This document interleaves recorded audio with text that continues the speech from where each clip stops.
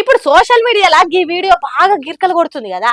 అయితే అసలు ఈ పిల్లగాడేవలు కార్ డిక్కిలో ఎందుకు అన్నాడు, ఏంది ముచ్చట అని అంతా ఆరాధిస్తుంటే అందరూ సాయిరామ్ సాయిరామ్ అని పొట్ట వాళ్ళగేటట్టు నవ్వుకునే నిజం బయటపడ్డది.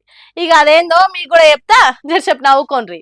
ఇప్పుడు ఢిల్లీలో బాంబ్ బ్లాస్ట్ అయింది కదా. ఇక బాంబ్ బ్లాస్ట్ కాగానే తర్వాత పరిణామాలు ఎట్లుంటాయో తెలిసిందేనా. అందుకే ఢిల్లీ పోలీసులు చెకింగ్లు షాల్ చేసిరట. అందులో భాగంగానే గీ కార్ను కూడా చెక్ చేస్తుంటే డిక్కీ తెరవంగానే హాయిగా పాటలు పెట్టుకొని గాఢ నిద్రలో మునిగిన ఈ మోతవారి దర్శనం ఇచ్చిండట పోలీసులకు.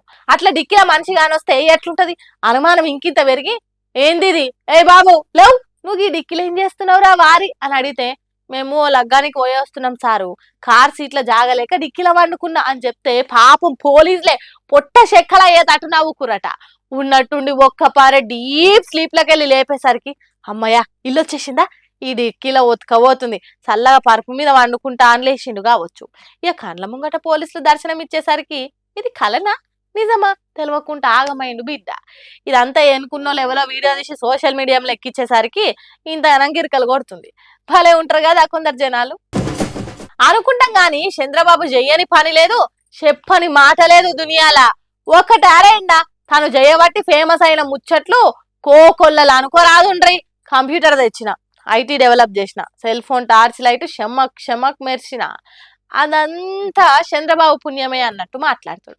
ఇప్పుడు అదే నోట ఏమేం ఫేమస్ అయినాయో డెవలప్ అయినాయో దునియాకు తెలిసినాయో చెప్తున్నాడు ఈయనుండ్రి. హైదరాబాద్ లో ఉండే ముస్లింస్ అంతా బ్రహ్మాండంగా కోటీశ్వరులు లక్షాధికారులు అయ్యారంటే అది ఆ రోజు నేను చేసిన పని అని చెప్పి నేను మీకు తెలియజేస్తున్నా. నేను ఎప్పుడూ ఒకటి చెప్పేవాడిని, హైదరాబాద్కి ఎవరు వచ్చినా నేరుగా పోయి ఓల్డ్ సిటీలో షాపింగ్ చేసే విధంగా పెరల్స్ని ప్రమోట్ చేసింది కూడా తెలుగుదేశం పార్టీ. హైదరాబాద్ బిర్యానీని కూడా ప్రమోట్ చేశాం. ఇంకా అంటలేడైంది అనుకున్నారు కావచ్చు హైదరాబాద్ లో బిర్యానీ తయారు చేసేటోళ్ళు. మరి లేకుంటేంది, ఎప్పటి నుంచో ఉన్న హైదరాబాద్ బిర్యానీ చంద్రబాబు ప్రమోట్ చేసేదాకా ఫేమస్ కాలేదనుడు ఎంత గమ్మతి ముచ్చటో చూడుండ్రి. హైదరాబాద్ ముత్యాలను కూడా చంద్రబాబే ప్రమోట్ చేసిండట. పట్నంలో ఉన్న ముస్లింలంతా కోటీశ్వర్లు అయినరట. విజయవాడలో పెట్టిన మైనారిటీ సంక్షేమ దినోత్సవ సభలో కూడా హైదరాబాద్ ను తలవకుంటుండలేదు చంద్రాల సారు.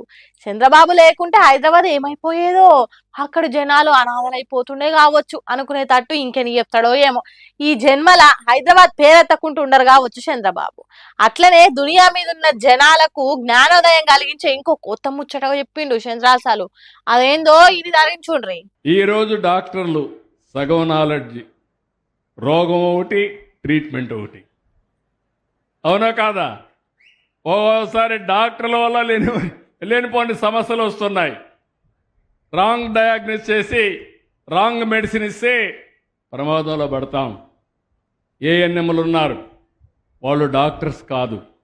రేపు రాబోయే రోజు అందరినీ ఆన్లైన్లో పెట్టి ఏ పేషెంట్కు ఏ సమస్య ఉన్నా ఆర్టిఫిషియల్ ఇంటెలిజెన్స్ ద్వారా మీకు సరైన వైద్య సౌకర్యాలు ఏర్పాటు చేసే బాధ్యత నాదని మరొక్కసారి మీకు హామీ ఇస్తున్నా. అయితే సారు మీతోనే అవుతుంది.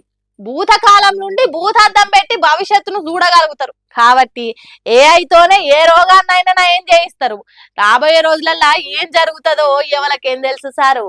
మీరంటే కంప్యూటర్ తెలివి కాబట్టి ఫేమస్ అయిన వాటిని మొత్తం మీ ఖాతాలో వేసుకుంటుండ్రు. మీకున్న టాలెంట్ అందరికి ఉండొద్దా సారు?